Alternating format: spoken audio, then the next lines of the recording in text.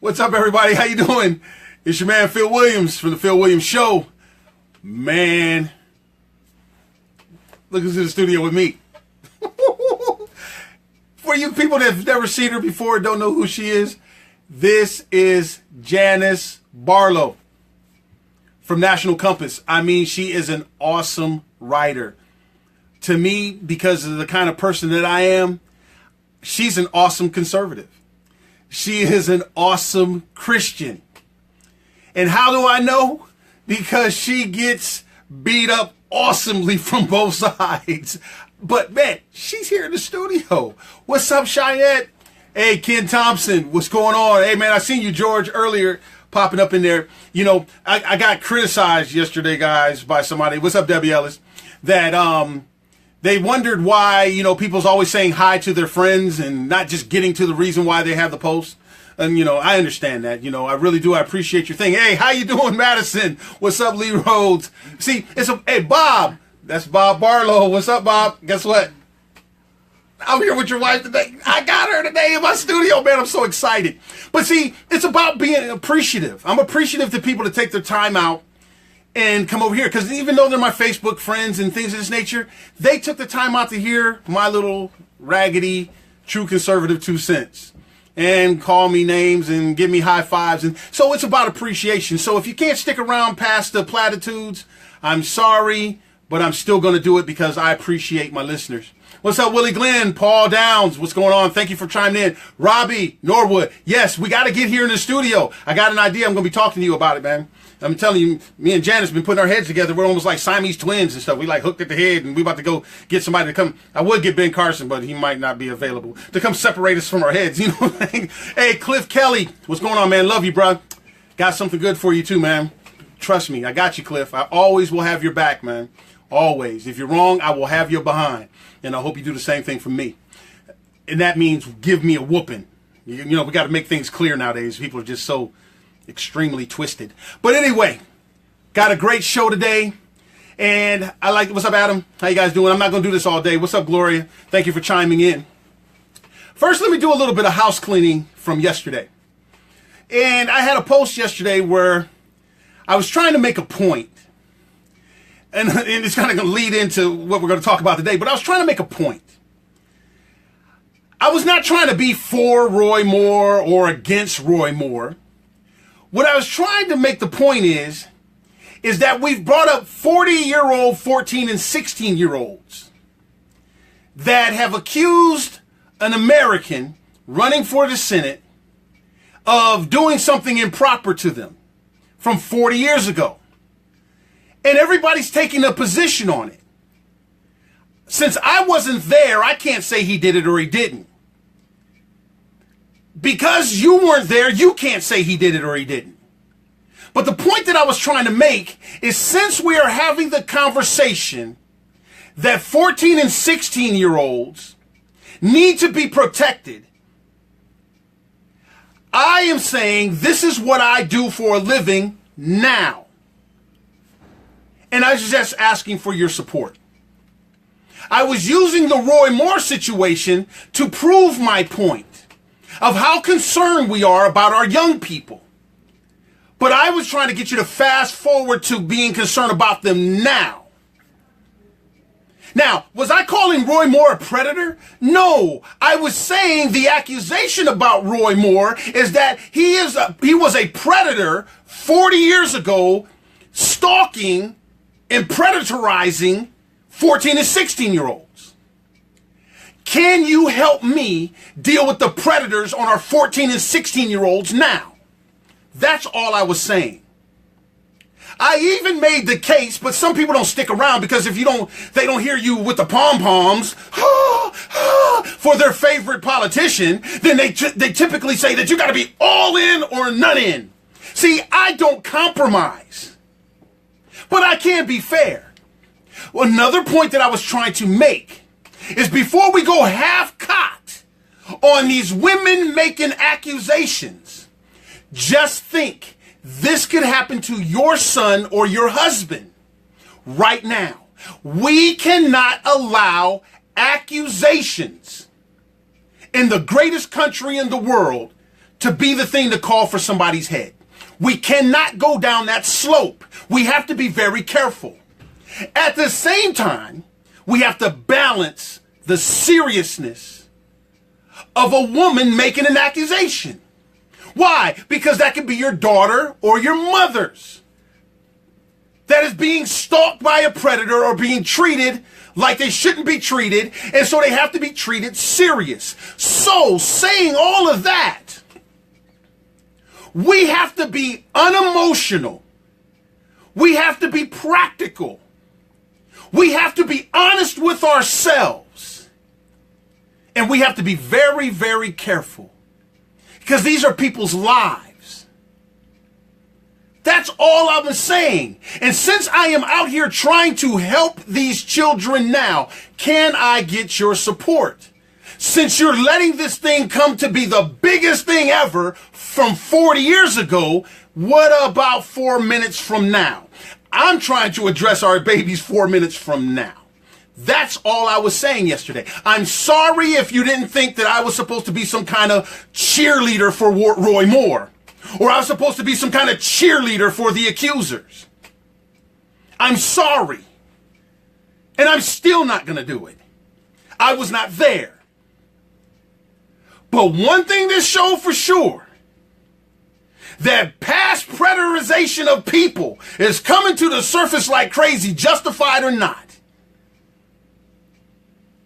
Another point that we were trying to make is, how is all this self-righteousness now coming out for Roy Moore? We didn't have this self-righteousness when Donald Trump was being accused. What about when Ted Cruz was being accused? What about when Herman Cain was being accused? What about when all those people were being accused? Were we throwing them under the bus too? Isn't it funny how these accusations come? Where is all this self-righteousness coming from now? None of us was there. I know I got Janice right here, but I'm just doing a little house cleaning. I got a little broom in my hand. I'm doing a little house cleaning. See, last little point, and then we're going to get to Janice. Did you guys make a donation?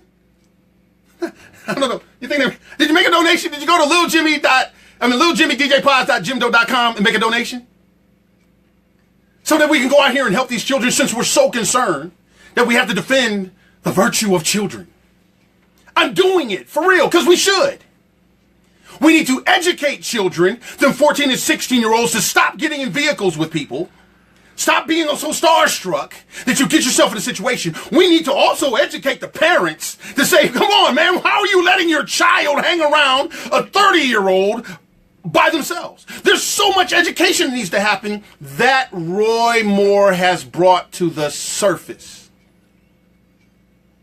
It didn't work when Donald Trump had his daughter sitting on his lap looking kind of weird.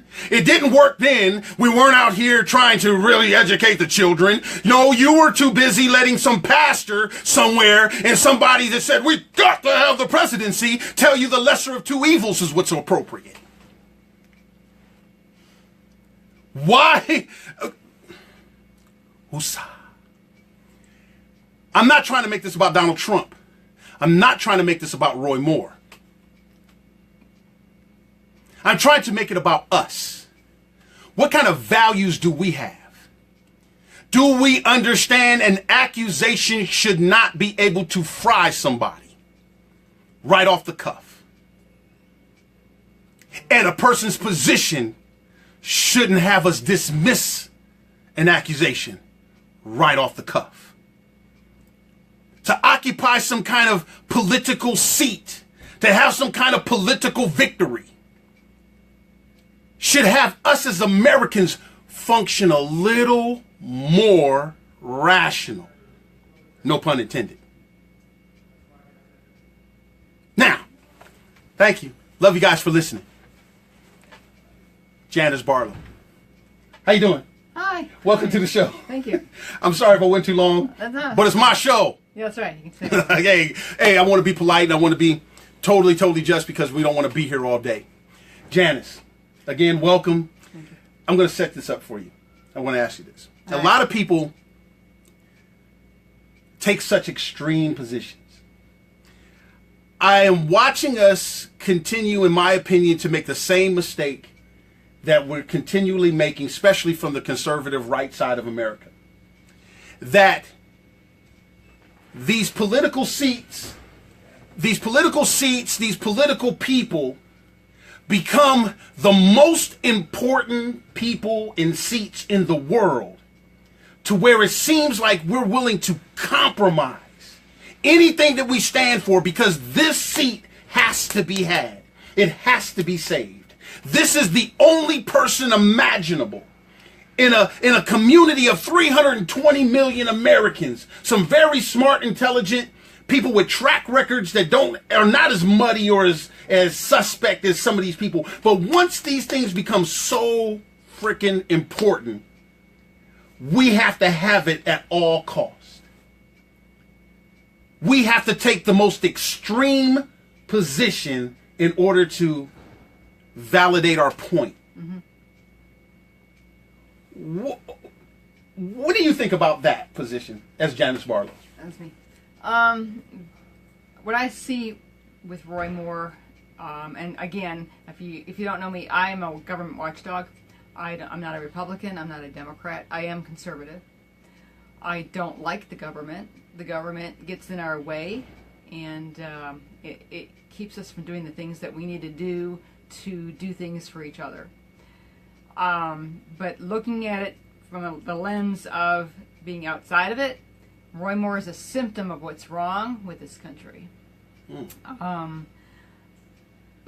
We have what it has done, and what the liberals are just laughing and having a good time over, is how it continues. Each one of these events that has happened over the past year continues to divide. We have division over anything that seems to be happening. Ted Cruz endorses Donald Trump. Divide all the people that don't like Trump or do like Trump. Now, using him as an example again, Ted Cruz drops his support for Roy Moore. Divide. Because we can't think for ourselves in some cases, so we're going to follow a politician. Now we have these people that believe that Roy Moore, no matter what he does, where they're going to vote for him. I've even seen, I'm sure you have, it doesn't matter if he's a pedophile, we are going to want him in there instead of a Democrat. Well, that's extremism. And it doesn't make sense. Just like saying that, he's a pedophile and he's a rotten pervert and he's, like he's been doing this every day of his life up until now, so we should hang him from a tree and let people taser him, basically. So, and that's extremism. Personally, many of you have read my article on nationalcompass.net. I did a lot of my own analysis and research. You may think it's bad research, you may not like it. I spent a lot of time in courtrooms and analyzing what people do when they lie. I do think he has some shadiness there. A lot of that comes from his denials, convenient denials. Not with his last witness. His last witness, I have a lot of trouble with it. I think that what we see there is an opinion that can be developed where he probably did do something. But what does that mean? Does that mean that he is a rare person who molested a 14-year-old girl, possibly? Maybe as bad as she said, maybe not. We don't know. We'll never know. Does that mean that because everybody else didn't have their background exposed when they got into the races, that they got away with it? Because I guarantee you, out of all those people in Congress, there's at least 20 or 30 or 40 of them that molested, assaulted, or whatever to a teenager or a woman. It has to be. It's just the luck of the draw. They got away with it. It's just like women saying, "Oh, I'm so against abortion. Stop all these abortions right now. We got to stop them. These women are just killing these babies." And I'm totally pro-life. So I understand that, but it's from a different angle. So what does that mean? They were lucky because maybe they got into a situation that wasn't so good when they were much younger, but they didn't get pregnant. So they never had to come up with, what do I do? At 16 or 17 or 18, or maybe their sister or their best friend or whatever. So we can't judge sin and justify sin based on a situation because we decide that we're so extreme that it's just bad no matter what. And he just can't get in no matter what. He can't do it.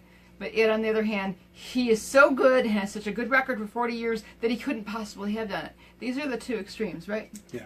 So the problem I see on the bottom line is at this point, there's a lot of damage done.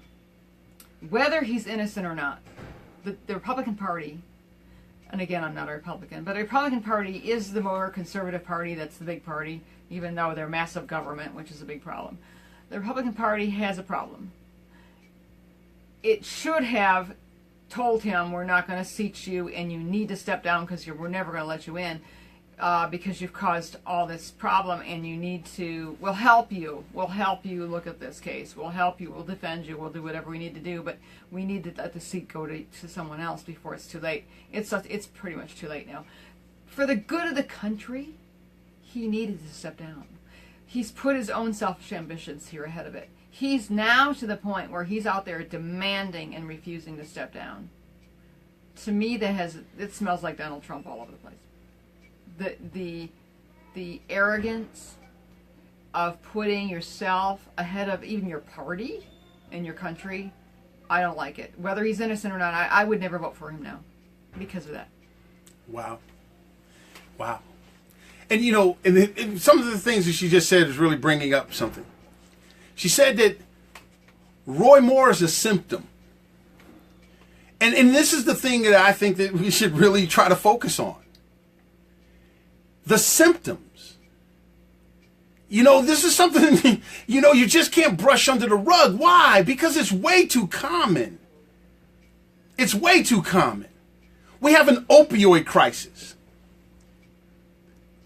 How many of these symptoms have been showing itself over the years that we're now in a crisis? Now, you might say, I'm going to brush this symptom under the rug because why? I need to have these opioids because I had back surgery and things like this. You guys are being way too critical. It's affecting my medical situation and things like this.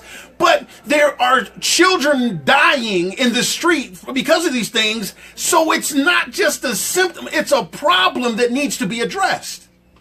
What she said is very, very important. And she's winning me over a little bit from a rational standpoint because the Republican Party has a problem. And it's starting to show up in true conservatives. It's starting to show up in true Christians. They are so compromised that they have we the people compromising the things that truly make America what it is. See, my thing is this. Here's my problem with Roy Moore being told to step down. Here's my problem. The people who are demanding him to step down. I can understand where she's coming from because of her knowledge, her background, and even how she states her case. But I have a problem with the ones demanding him to step down. How all of a sudden, Mitch McConnell, the one who has allowed Obamacare, Planned Parenthood to stay funded, all the things that we're against as conservatives, how can Mitch McConnell all of a sudden say and have the credibility to say Roy Moore needs to step down after he has royally lied to us? Ted Cruz even pointed out to his face. I thought Ted Cruz was a Mac Daddy G. When that dude came out and said, man, Mitch McConnell, you lie. You're a liar. I was going like this. I was supporting Ben Carson at the time. And I was going like this. Ben, be soft-spoken and run out and call Mitch McConnell a liar because that was dope. I was like, Ted Cruz. I was doing my dance. I love Ted Cruz for that. Because he called Mitch McConnell a liar to his face. And you, very Ted Cruz supporters, was like, that dude's got some cojones. Jungle cojones. Man. And now all of a sudden, Mitch McConnell has the credibility to tell Roy Moore to step down. Why don't you go tell Obamacare to get lost? Why don't you go tell Planned Parenthood to lock the doors? Stop being like 7-Eleven, open 24 hours a day. How can he all of a sudden have the credibility to tell somebody they need to step down? I think, not to compare, but an accusation against Roy Moore cannot trump the actual functioning of Mitch McConnell. It's just an accusation. What Mitch McConnell done is not accusation, it's a fact. That dude is screwing us. So how can he all of a sudden have the credibility? See, there's a problem with the Republican Party. And that problem is showing up in we the people. Like Janice said, look at how easily we the people can become divided. Extreme positions. In the middle, we should be, wait a minute, government's too big. I don't care if it's on our side or the other side. It's too big. Hold on a second. They're funding the murdering of 3,000 children while they got us distracted looking at 2 children from way back in the 1970s. What about the 3,000 children now? See what I'm saying? We've allowed the people that's not trying to bring us together to continue to divide us and then hold the shiny object of, we have to have this seat. We have to have this person. All the way to, no, we cannot have this person. Being told that by the people that we should not continue to have. What are we going to do about it? See, we shouldn't be extreme. Tell me this. That's right. I'm asking this and saying at the same time. We shouldn't be extreme because why? We're conservatives and we push the rule of law. Right. So where in the rule of law is Roy Moore or the accuser? Where is this thing at in the rule of law? Well, I put this out the other day. I guarantee you there are lies on both sides. Guaranteed. Guaranteed. I can agree. Can we agree with that? Oh, let me guess. There's somebody out there that's going to take what Janice just said right now and create some division. They'll say Roy Moore has never lied about this in his life. Never. And the other side will say none of the victims are lying. None of them. Extreme. So where's this thing at the court of law? Where's that in the rule of law? That we say that we protect. Innocent till proven guilty. Where's it at? You know? Well, in this case, it isn't an innocent till proven guilty situation because we can never prove it. We can only go on preponderance of circumstantial evidence, which will be if more stuff comes out that kind of ties him to being this kind of guy back then. Mm-hmm. It doesn't really matter because, as I said again, it's a symptom. Gotcha. And it's 40 years ago. And I want to know, what about all these people that are around us in society that walk among us that are harming our children now? Hey, I'm going to give you guys some facts.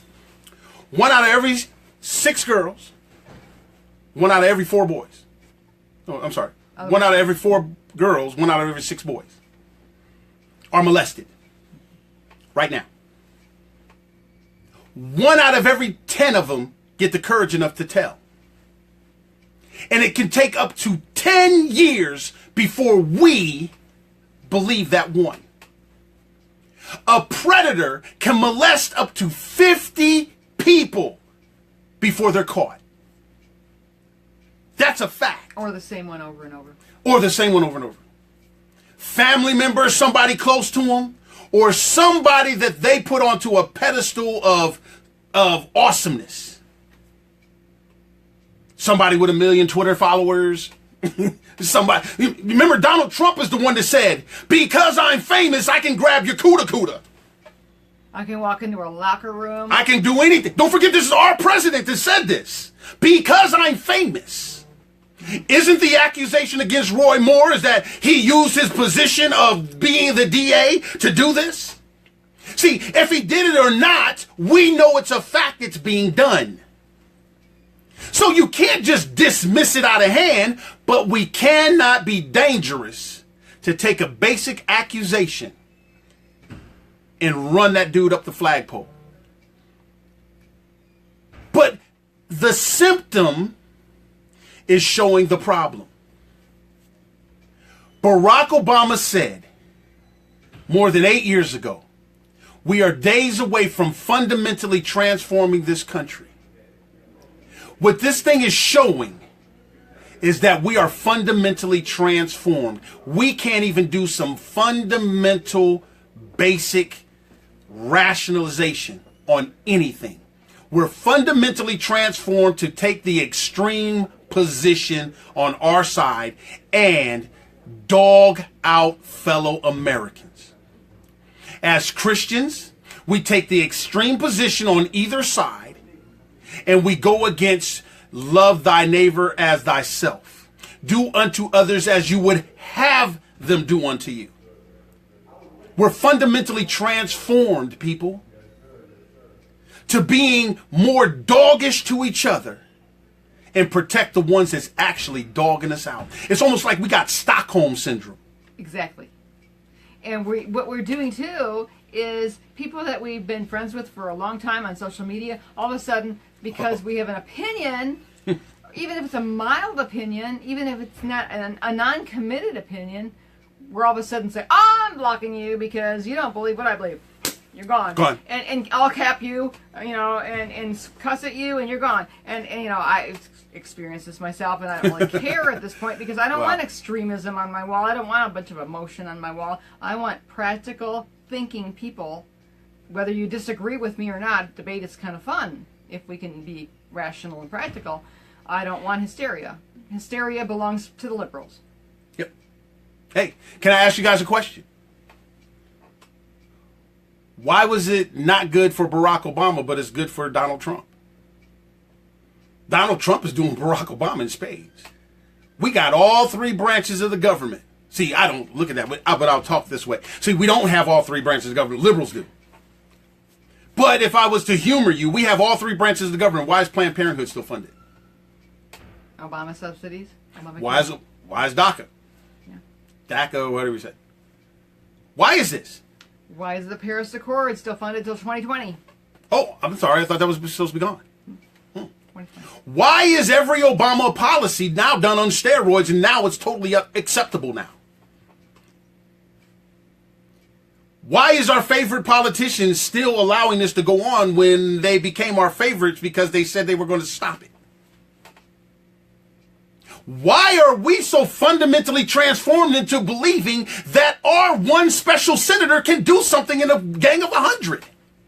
See, this is not how this thing works. We have been reality TV'd off of the reality of America. Your senator, your congressman, your elected officials' number one job is to listen to you. Because they're a representative. Their job is to listen to you. Their job is to come into your community, have a town hall meeting, test where the wind is blowing with their constituents, and go back to Washington, no matter hell or high water, do what you said. If they're going there and they're going to say, well, my constituency said, get rid of Planned Parenthood, but my fellow man across the aisle or in the aisle with me or whatever says, no, we got to keep it. Their job is to make the case and tell them no, even if they're the only no vote there. If they are going to say yes, they need to come back to you and tell you why they're not representing your point of view. This is what's not happening. Let me tell you how fundamentally transformed we are, and this should scare the bejesus out of every single one of us. Barack Obama and the liberal Democrat progressives, with the help of our rhino and conservative panty waist, bending at the knees, Republicans and whatever, now made it to where the minority is winning everything. Do you think the Democrats really care about being the majority? No, you do. The Democrats haven't had the majority and they got gay marriage in. They don't have the majority right now. When they did have the majority, Obamacare is still there, growing. They didn't have the majority and Planned Parenthood is still being funded. See, you are captivated by the majority. And we keep conceding to them to get to the next step. Oh, let's pass that budget, get it done, because we got to get to the tax bill. And the tax bill is really bad. Well, we got to have this guy. We got to have this girl. So we can keep the majority where we're losing. See, it's not about personality, it's about policy. Democrats are kicking our tail on policy while you keep trying to protect the majority. They're the minority winning. And they have a friend indeed in orange sun-kissed Julius Caesar. You see what I'm saying? And now here we are again. Roy Moore being a showing of the symptom. Let me tell you something about the minority. Our founding escaped slaves knew this. When our country was under attack by Britain trying to get their slaves back, trying to stop how we do democracy, how they're trying to stop our fundamental understanding of freedom, the Revolutionary War. It was the minority. It was people that stood on principle and God. It was the minority. Less than 3% of our population has saved our country, standing on principle. We have a chance to do that now. Why? Because the Democrats showed how powerful the minority can function. So instead of you trying to compromise and have the most Facebook friends and the most people, why don't we try to understand what true conservatism and true Christianity can accomplish? Because we have a historical precedence that shows it works. And now we have a historical precedence that shows that all the stuff that we're doing right now on behalf of a seat or a politician is not working. You can write to them, you can go on their Facebook pages, you can tweet them, you can call them, and it's not going to matter because they're not going to listen to you. They're going to listen to the lobbyists, they're going to listen to the Trump's calls. Where we need to be getting the most effect is to talk to the people that we know. Yep. Because everybody talk to everybody they know and tell them why we have to change the way things are and be logical and be informed. That's where we make a difference. I totally agree. And then, hence again, going back to yesterday, plugging right now today. We have to stop talking. We have to start walking too. See, if we can walk up to these people that keep voting for the Democrats or keep giving the power to these people, if we can walk up to them and be a conservative and be a Christian, noticing some deficiency in their life and try to inspire them and give them some tools to help them pick themselves up, show them that we can do this without the government. We do not need the government to go help our fellow Americans. If we show them how this thing works and then invite them into the help yourself party, can you imagine the people in politics, they're going to be forced to listen to us. Why? Because we're not listening to you.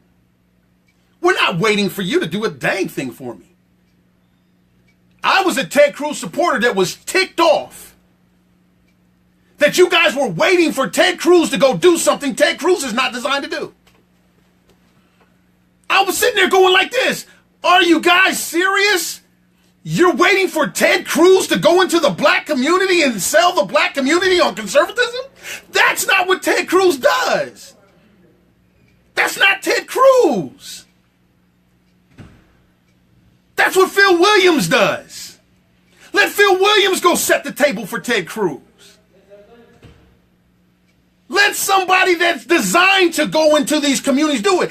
Don't give them a whole bunch of campaign funds and then leave a community that's under siege by Democrats to wait for Ted Cruz to come into their community.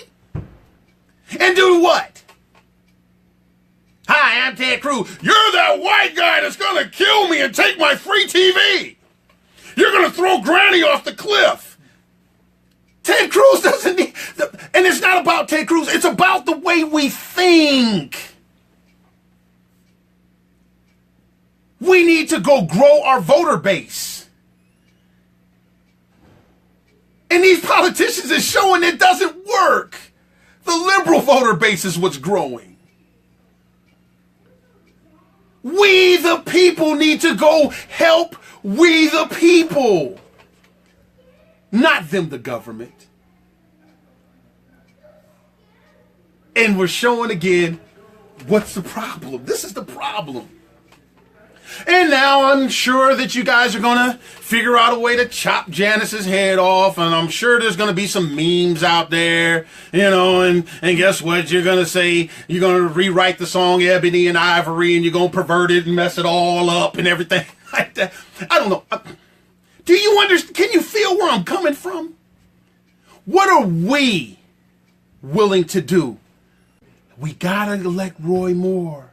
We got to... Thank you. Sorry, we got a glitch. We got to keep this seat. We've been doing that since 2010. How's that working for us? We got to keep this politician.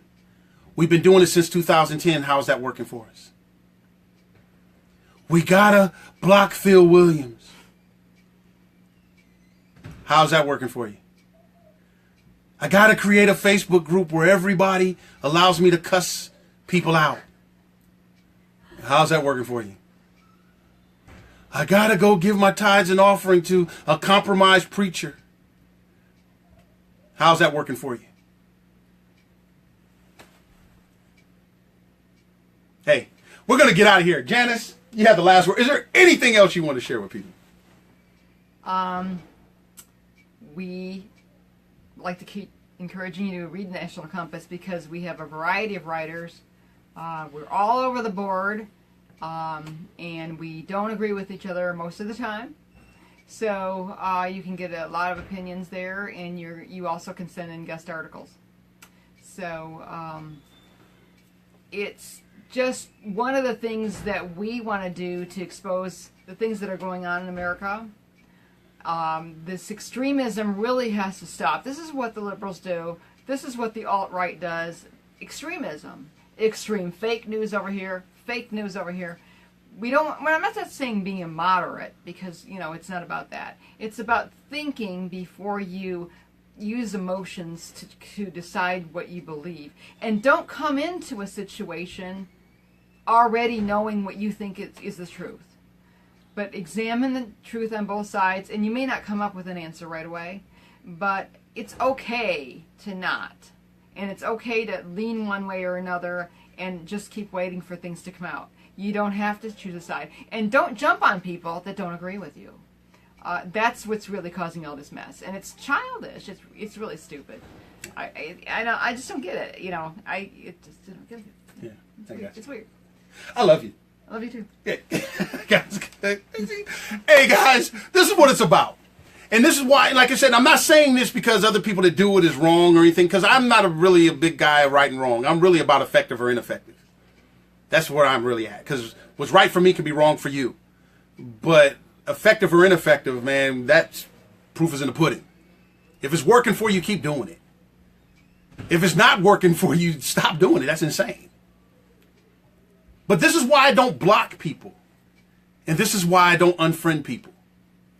Because if I'm asking to hear you to hear my point of view, I have to listen to yours.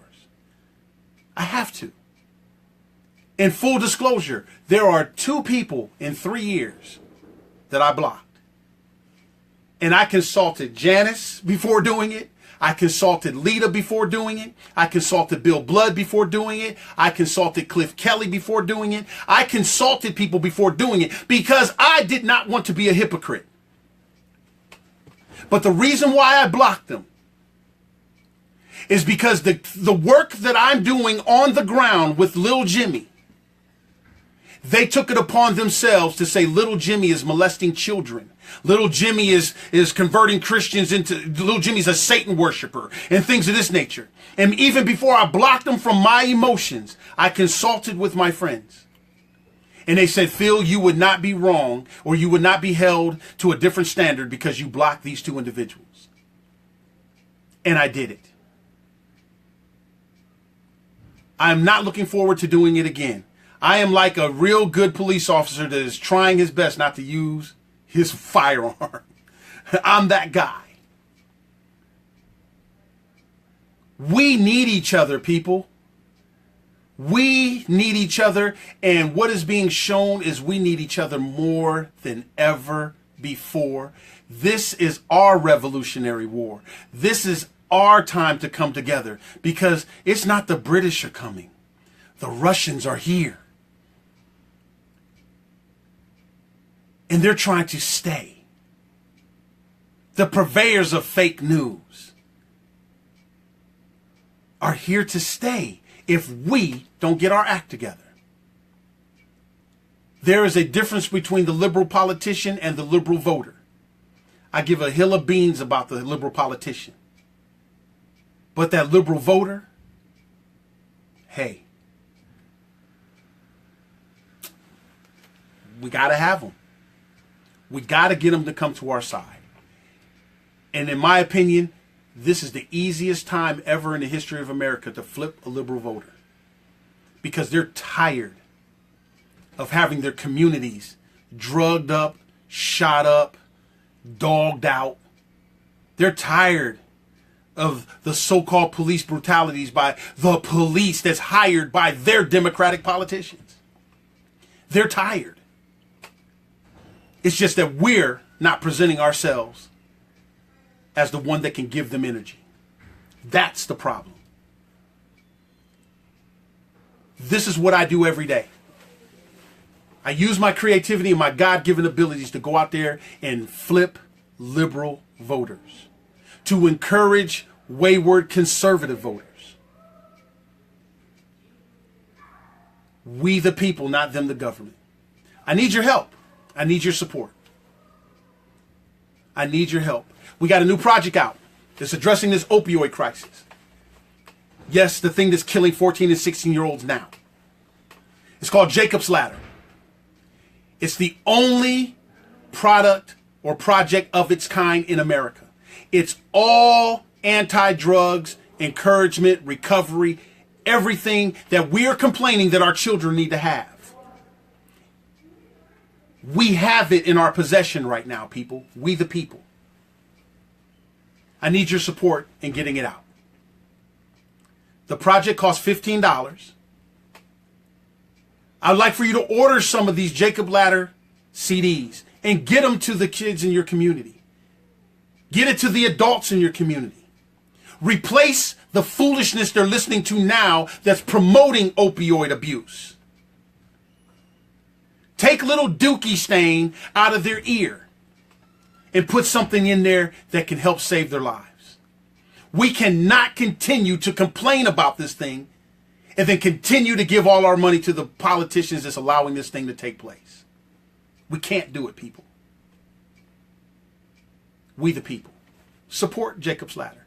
Support Little Jimmy's Always Positive tablets and teddy bears. Support it. If you want to give money to your politician, fine. All I'm asking you is to break off a little piece and send it our way so we can continue to go out here and help Americans the way that God and our founding escaped slaves designed us to do. I know I said I was going to give her the last word. It's my show. Sorry. Janice, it's been a pleasure having you on. Thank you very much. I hope everything's cool. It's great. Everything's great. It's awesome. Hey, guys, I love you with everything I have. And remember this, we may have come here on two separate ships, but we're all in the same boat now. And it takes both the black and white keys on the piano to play the Star Spangled Banner. So peace, love, together forever. Don't worry, be happy, and feel that energy. And remember, what you are is God's gift to you. And what you do with yourself is your gift to God. Only one life will be passed, but only what's done while you're here will last. We were blessed before we had color. So engage your mind and answer one question. How is being on the extreme side of anything working for you? Hey, subscribe to National Compass. Friend Janice Barlow, keep an open mind. Understand that a difference is what God created in all of us. So stop letting people make you the same. It's okay to be different. Phil Williams loves you. I know Janice Barlow loves you. Hey, Lita, thanks for stopping by the studio today. It was a pleasure. And Robbie Norwood, I'm going to call you, man. Glenn Talley, I'm calling you because we got something we got to do. As true conservatives, as people that love the Lord, but more so as we the people, not them the government. Hey, until next time, that's Janice Barlow. She's in my studio. Man, this is cool. If you want to come in the studio and be with me on the Phil Williams Show, let's talk. She's in my studio. My studio. Steve Dees. My studio. Hey. I'm happy. I'm excited. That's Janice Barlow. She's in my studio. And so were you guys. Love you. Peace. Talk to you later. This is Phil Williams.